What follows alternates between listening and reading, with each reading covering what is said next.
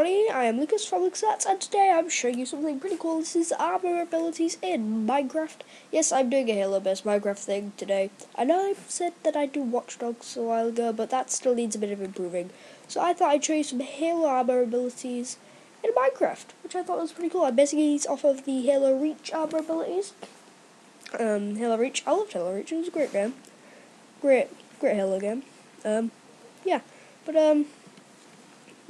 so I'm going to be showing you some of the armor abilities from Halo Reach. Next episode there will be the rest of them.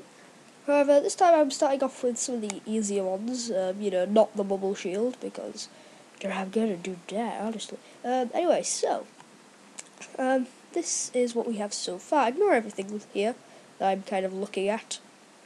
Just look at these three stained glasses over here. The sprint, hologram, and jump pack. Now I know there isn't a jump pack, there is a jet pack, but a jump pack is something that there is in Halo, so I thought I'd add that in instead. Because I was having trouble getting the jetpack to work fully, I added in the jump pack instead. Still an item within Halo, sadly not an armor ability though, like I was hoping. Yes, made it. But yeah, these all work in survival, by the way.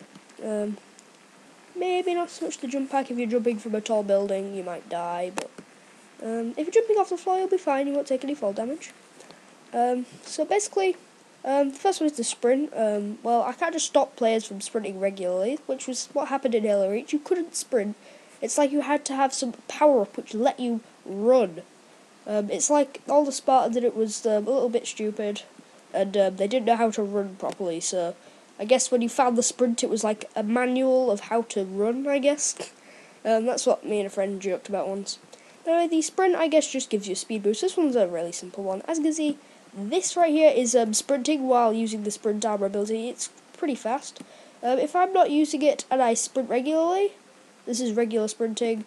And then if I equip it and just walk, this is just the same as regular sprinting, so I guess the increase is just like if you were sprinting.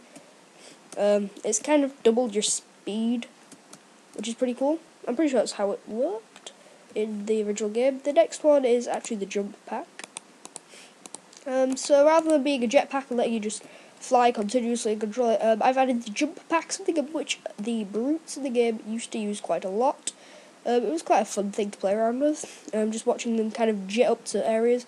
It was like having a small thruster on your back, which kind of boosted you up to areas, but didn't quite give you the full abilities of a jetpack. So if I just equip it now, I'm actually going to go into F5 to show you its amazing looking abilities, because it displays some particles and things. As you can see, I'm kind of jetting around with my jump pack. It lets me kind of lets me jump and then like jets me a bit upwards into the air, just like it would in the original Halo Reach game. There we go. So that is how the jump pack works.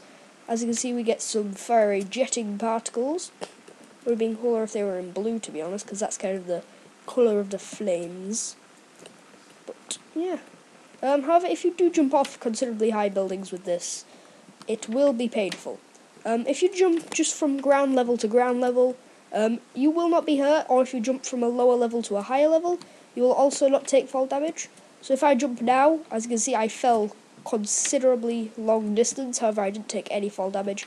However, if I was to jump off this building, I would probably die. Oh, that's a nice surprise. I didn't quite die. Anyway, let me just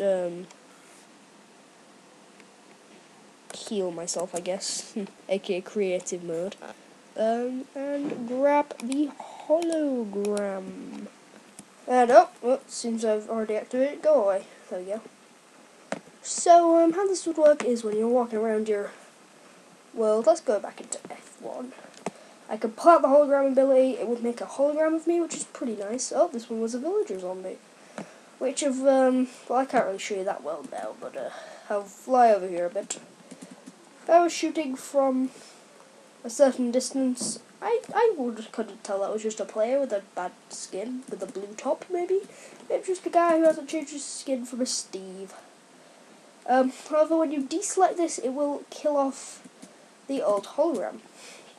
But The reason for this is to make it A, not a P, and B, so you can't just, you know, spawn in a load of holograms.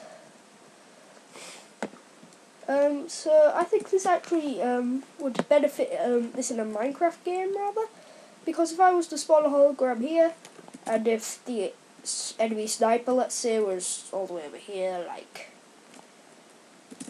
stood on this giant yellow sock from my saxophone video, I was like, oh yes, there's a player over there, and he goes to shoot them, you can simply pull away that hologram and it would die, and they'd be like, oh well, what? That's strange. They'd be kind of a bit bamboozled, they'll be looking around for other players. That's when you can, well, let's say it was pulled out, you were hidden round a corner, I guess, just put you there. Oh, you babby. I don't want to babby. Die, babby. I don't want a babby, that's better. Holding your brethren there, so I could be round the corner, I can pull out my bow as he dies, he'll be a little confused, like, wait, what happened then? And then I can, you know, pick him off, you know, just as you would any other time. So I guess let's get to the redstone then, get to the good bit. So we'll start with the sprint since it's the easiest one. The jump pack's probably the most annoyingly complicated one out of the three. None of them are that annoyingly complicated. If you know a thing or two about redstone. If you don't, then yeah, I had to expand the jump pack one by 2 blocks. I kind of tried to go for the same size room for all of these. Here's just a starting room where I have stacks of whatever. So here we are. This is just a random room with 3 command blocks, which don't say anything. Here is the sprinting commands. This is testing for if you have the sprint ability in the first slot of your inventory. The reason I put it in the first slot is so that you can't just be carrying around loads of different armour abilities.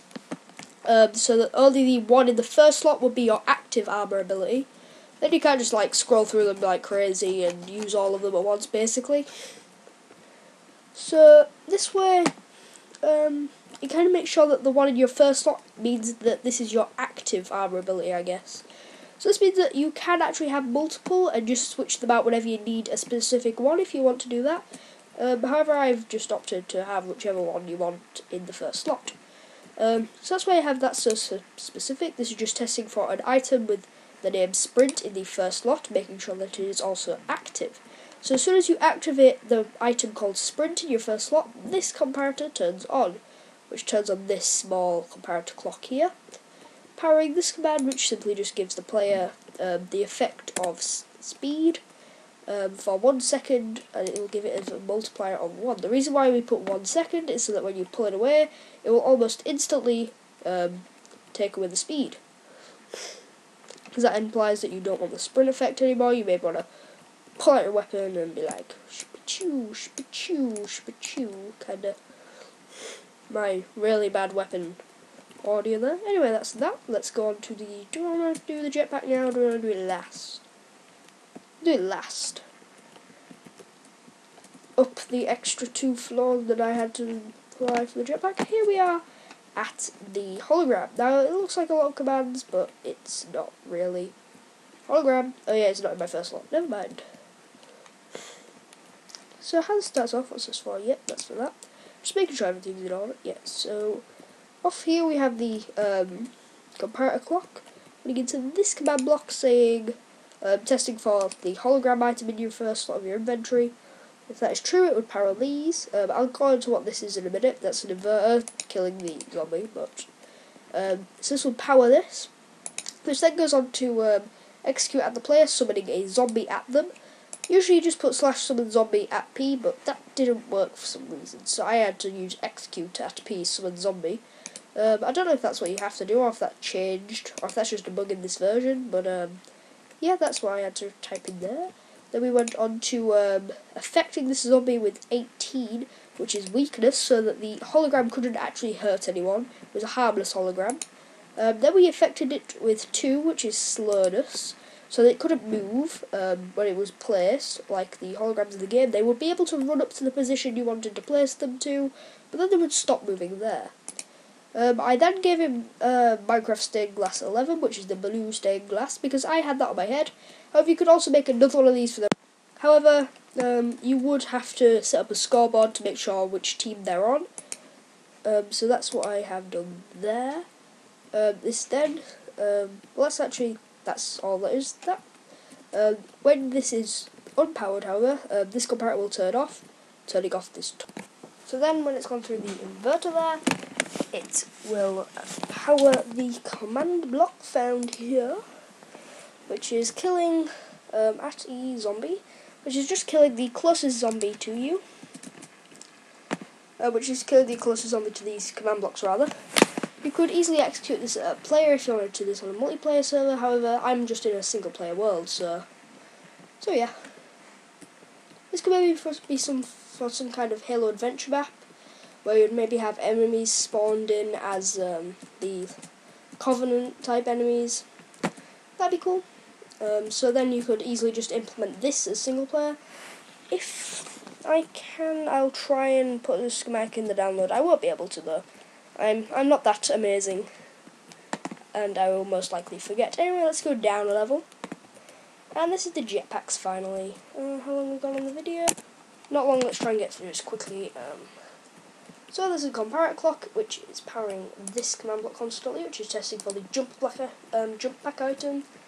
This then, if it is powered, will go into this comparator clock, which will constantly give you jump boost, which is 8. It will give it times 8, so you jump considerably higher. I will give it for 1 second again, so that when it runs out, it will almost instantly take it away from you. It then executes at the player a test for block, -1 Minecraft air. So it's just testing for the block below you being Minecraft air. So it's just, what that is doing is testing that you are in the air, basically. So if you are in the air whilst jumping with your jump pack, that will turn on this comparator, which will then go through into this clock.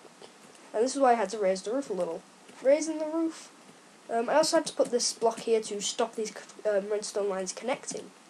So what these blocks do is, this one summons the particle explode at the player at these sort of parameters.